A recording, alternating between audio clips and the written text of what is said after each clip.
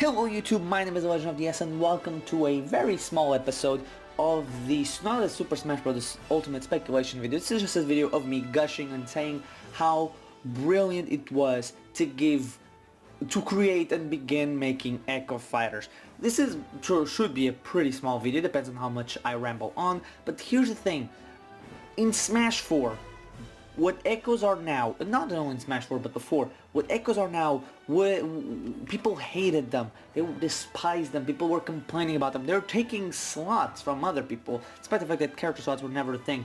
But now, in Smash Ultimate, Echoes have opened not only the door to so many characters, Chrom and Dark Samus would have absolutely never made it in without the Echo fighters thing, especially Chrom. Dark Samus had a small but a bigger possibility than Chrom. Now, Richter Belmont absolutely would also never made it in. I can almost guarantee you that we're gonna get a Shadow Echo Fighter, or Shadow as an Echo Fighter for Sonic.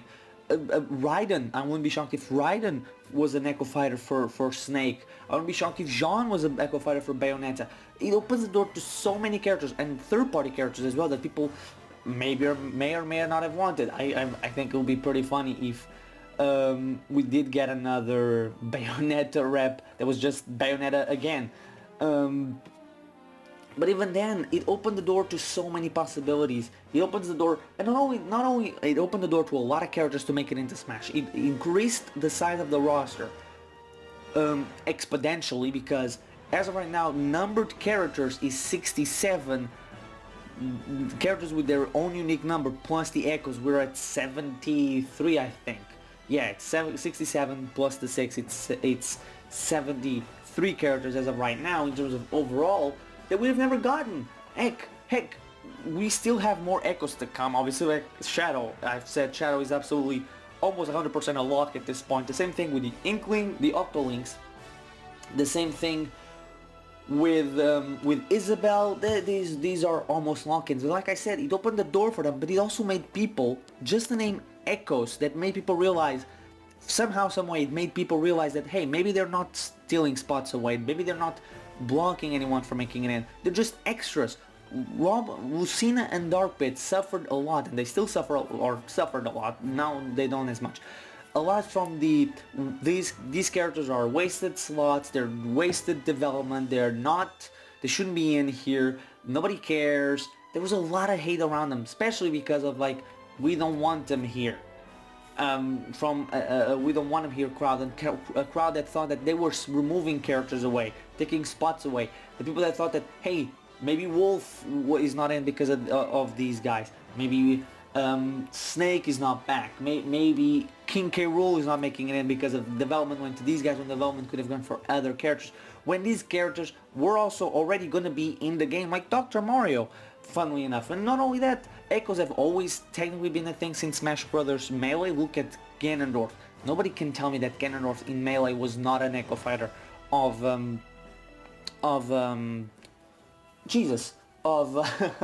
of Captain Falcon. Why did it take me so long to remember Captain Falcon's name? And now we are getting Echo Fighters, and people rejoice, they cheer. Look at the reaction for Corrin, a completely brand new character from the Fire Emblem universe, completely unique, and then look at the reaction for Chrom. When Corrin was announced, people were like, oh god, another Fire Emblem character. Also obviously did not help that the game had not been released in the West yet. Fire Emblem Fates was still Japan only, but it had already been released in Japan. But still, the West people were like, oh, another one, oh yeah, hooray, we got another character. And then you look at the reaction for Chrom. Go and watch D1, for example, his reaction. He was almost brought to tears, I believe he was actually brought to tears, by Chrom, an Echo Fighter. People rejoiced at Dark Samus, while for Dark Pit they were like, eh. Now sure, Chrom has a different move than Roy, the person that he echoes, and Dark Samus has different animations than Samus, but still, they are still the same things as Dark Pit and Lucina, where they have different properties, and now people are just happy to see them. Nobody's questioning, oh, like, did they steal a character slot? No, they're like, the roster was decided, and then these guys were made to give us more, and that's what Echoes or clones, as I've always been, and now finally now people are embracing them. People are moving on. There's not a lot. I have yet to see people hate on the idea of echoes, because I've not seen also yet a person just say, flat out say, they're removing or stealing spots from other people, from other characters. And that's why I wanted to make this video about how brilliant the idea of Echo Fighters are. The fact that Echo Fighters are now also a thing that opened the door to so many characters that could make it in, that otherwise would have never made it in. As if you asked me before Super Smash Bros. Ultimate's announcement, I believe I even said it in one of my videos, of the assist trophies and the costumes and all that, and I'll be like, no, Shadow is gonna be a character and it's gonna be an assist trophy. I think I said that, and now, but now we are seeing the possibility of today, the 12th of August, that this is being recorded. This is probably gonna go up on the 15th. We are all discussing like, yeah, Shadow is almost a lock at this point. Well, there's before, again, nobody would have expected that. Chrome, I would have said no, Final Smash, still a Final Smash. He should be just a Final Smash. Heck, when was it? Was my Missing in Actions video? Go watch that. And I say specifically about Chrome, I still think he's gonna be an assist Final Smash, a part of Robin's Final Smash. I think he's being kept away just to create speculation. And boom! Here we are. Then we get Chrome as a playable character. But that's it. That's why I wanted to make this very tiny video, very short video, about how great an idea Echo Fighters were. So yeah, this is great. The Echoes, again, great thing. I hope we get a lot of them, a lot more of them.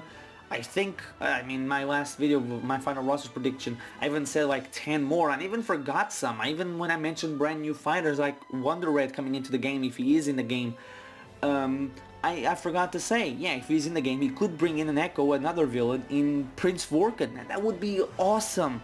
Just getting a lot of characters in. Metroid went from having basically just Samus in 2 forms to have 2 villains, and that's terrific. That's great. But anyway, this was the video of me just gushing over how good or how much I like Echoes and how great Echoes are. So yeah, thank you guys for watching. I've been the Legend of the S. Remember to like, comment, subscribe, and this weekend on the Saturday, on the 18th, the video that's going to be most likely recorded after this one will be about the potential future of the DLC for Super Smash Bros. Ultimate. And I know, a little bit soon to talk about DLC, but I think we all know what the roster of Smash Bros. Ultimate is going to be great, and even if we don't get DLC, the game's already great, but I have a feeling something is going to happen. That's why I'm making the video. And then on the 19th will be my Nintendo predictions for 2019, funnily enough, on the 19th, regarding the 2019 lineup. And yes, you might say it's a little bit soon, but I'll give my explanation as to why I'm doing it now, and I'll say it now. It's mostly because I don't want like a direct to happen and then a bunch of reveals happening. It's like, oh well, I kind of saw that coming, but I didn't have the opportunity to say it because I was waiting to be closer to the end of the year. But anyway, thank you guys for watching. I've been the Legend of the S, and I'll see you guys next time.